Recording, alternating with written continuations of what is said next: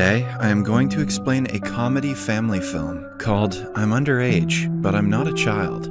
Spoilers ahead, watch out, and take care. Oriyama Karin is the daughter of a billionaire businessman, Oriyama Kazuki.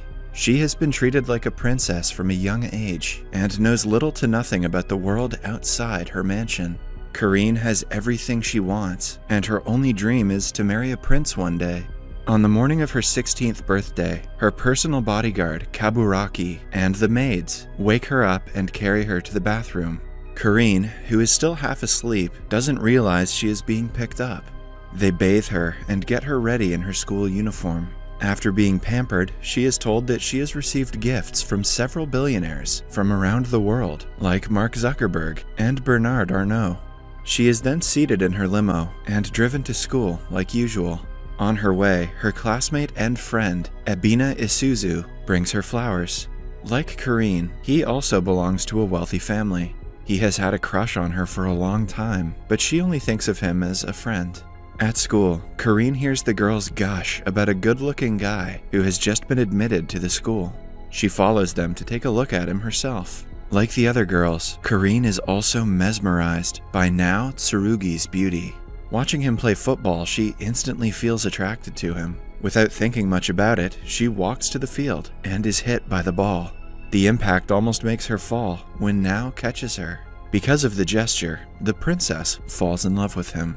In the evening, her parents throw an extravagant birthday party for her. They sing, dance, and have a lot of fun. For her gift, Karin is given a wedding dress. It turns out that a prophet had told her father that she is bound to get married the day after her 16th birthday. The husband will turn Karin into a better person and will provide her lifelong happiness. Karin refuses to marry anyone who is not Now. She throws a fit, breaking the utensils and destroying the place, without letting her father explain himself. Only after he shows her the picture of her future husband does she realize that she is being married to Now. Kazuki has bought her a husband of her choice for her 16th birthday. The following day, she and Now are at the altar. When they are asked to exchange rings, he claims that since they are keeping their marriage a secret, it is better if they skip that part. Karin is ready to do as he says, so she doesn't object. Since they are too young to be married, they have decided to not tell anyone at school. After the wedding, he brings her to his house that only has one bedroom that is the size of her closet at her mansion. She is told that she will have to adjust now that her husband is poor. Karin is skeptical about how two people are going to fit in the house, but she trusts her husband to make her feel comfortable. She is excited about her first night with Now, but is confused when he asks her to stay on her side of the room. He reveals that he doesn't love her and only married her because he wanted to inherit her father's wealth. He calls her shallow for choosing him because of his looks, and also says that he hates her. Karin falls asleep, hoping that everything that happened was just a dream. When she wakes up the next day, it is already 10 a.m. She doesn't have a habit of waking up on her own, so she is late for school. The landlady tells her that Now left early in the morning without her. Karin tries to take a shower, but doesn't know how to turn on hot water. Getting ready for school is difficult for her without the help of her maids. After struggling to do basic tasks the entire morning, she leaves for school, but gets lost on the way. After wandering around the city for hours, she reaches school when it is already over. Isuzu asks her where she had been all day, but Karin cannot tell him, because then she would have to explain that she got married. When she reaches home at night, a furious Now is waiting for her to explain the mess she had made in the house. She cries about not knowing how to do simple tasks, which makes him feel bad for her. Starting the next day, he promises to help her get used to the new lifestyle. He teaches her to turn on hot water, to clean using a vacuum cleaner, and to cook instant ramen. In only a few days, Karin gets used to her new life. One day, she cooks a meal for him, which surprisingly tastes delicious. However, Now soon finds out that she used almost half of their monthly allowance for the meal. As he starts to panic, Karin simply calls her father, Kazuki, to ask for money. The pair is called to the mansion, where they explain the situation to her father. He offers to help them, but Now declines it. He wants to live on a budget and not take advantage of Kazuki's kindness. The parents are impressed by his wise words. I guess they forgot that he married into the family for their money. At night, the couple stays at the mansion. The next morning, when they are about to leave, Karin apologizes to the cooks for always throwing their food away. After she started to cook for herself, she realized how difficult of a task it is. Her parents and bodyguard Kaburaki are shocked. They erupt into cheers, claiming that this is the first time she has apologized to anyone. During school lunch, the pair sit at different tables to not seem suspicious. Karin's friend Isuzu notices her looking at Nao, but doesn't think much of it. When a group of girls surround Nao, offering him food, she gets jealous and asks them to go away. When she realizes what she did, she makes up an excuse and sits back down quietly. A girl named Saya looks at Nao and walks away angrily. Nao calls her by her name, which makes Karin even more jealous. On reaching home, she confronts him about Saya, but Nao refuses to talk. When she insists, he storms out of the house. They see each other again in the morning, but do not talk. Karin makes it her mission to find out about Saya and Nao's relationship.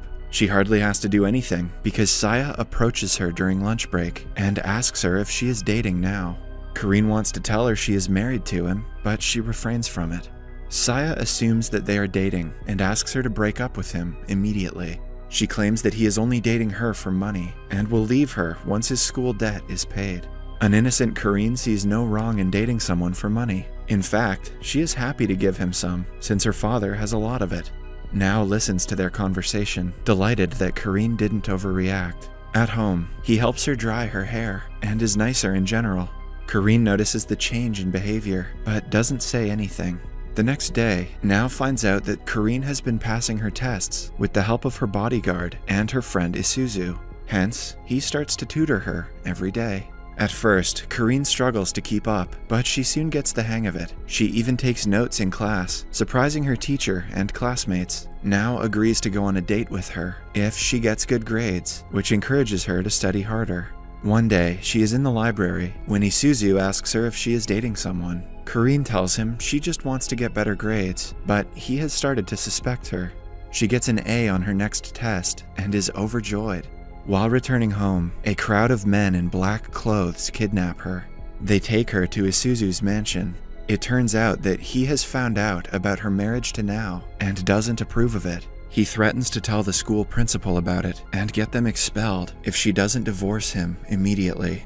Karin is left shocked. The guy she thought was her best friend turned out to be an obsessive lunatic. Later, she is in one of the rooms of his house when Nao calls her. He has been looking for her all day and is worried. She tells him everything about what happened with Isuzu and asks him to come pick her up. Nao doesn't think twice before coming to get his wife. He is welcomed by Isuzu's bodyguards, who do not let him see Karin before talking to him. Isuzu knows that Nao married Karin for her money. He tells Nao that he can never provide Karin with the love and happiness she deserves. Having known Karin since childhood, Isuzu knows everything about her dreams and aspirations. She wanted to dance with her significant other as a princess and wanted to have a grand wedding with hundreds of guests, but Nao couldn't even give her that. Nao, who has started to fall in love with her, realizes that she deserves someone like Isuzu who can fulfill all of her wishes. Isuzu asks him to divorce Karin if he really cares about her. When Nao later meets her, she asks him to come home. However, Nao wants her to stay the night at her parents' house because his house has no electricity. She retaliates, but he agrees to go on a date with her tomorrow and calms her. The next day, they meet on a bridge and go to an aquarium where Karin had always wanted to visit. Nao compliments her outfit, making her blush. They eat several street foods, talk about different things, and run around on the beach. In the end, they sit down to talk. Karin lists all the things that she has noticed about Nao, like the fact that he hates the noise of utensils breaking. He reveals that his mother used to break stuff when she got mad, so he has developed a hatred for such noises. They promise to support each other for eternity and ring a bell on a shrine. Right after, Nao suggests they get a divorce. Karin returns home shocked and devastated. The next day, Nao drops out of school and gets into a massive argument with his mother. He wants to do his best to not see Karin. Karin's parents are worried for her, but can do nothing to change Nao's mind. In the meantime, Isuzu visits her and asks her to go out with him. He brings her to a palace where they dance, as she had always wanted to with her prince. Karin enjoys his company but knows that she would rather live in a tiny home with Nao than in a palace. When they are done dancing, Isuzu proposes to her. Somewhere else, Kaburaki meets Nao and gives him the divorce papers. He also hands him a princess book that used to be Karin's favorite. After reading the book, Nao gets to know more about what she wants in life. It also makes him realize that he cannot give her up at any cost. He runs to Isuzu's house, asking him to stay out of his and Karin's relationship. He appears to be determined about winning her back. Isuzu tells him that Karin refused to marry him because she is in love with Nao. He wants her to be happy, even if it means helping her get back together with him. Nao happily runs back to their house, knowing that Karin would be there. The two finally meet each other and kiss. Karin asks him if he likes her, to which Nao replies that he has fallen in love with her. Cut to 5 years later, Karin and Nao are getting married yet again. This time, the church is filled with guests, and the two exchange rings. In the last scene, they kiss as the crowd erupts in cheers. Subscribe for more videos like this, turn on notifications, and leave a like to help the channel out. Thank you for watching.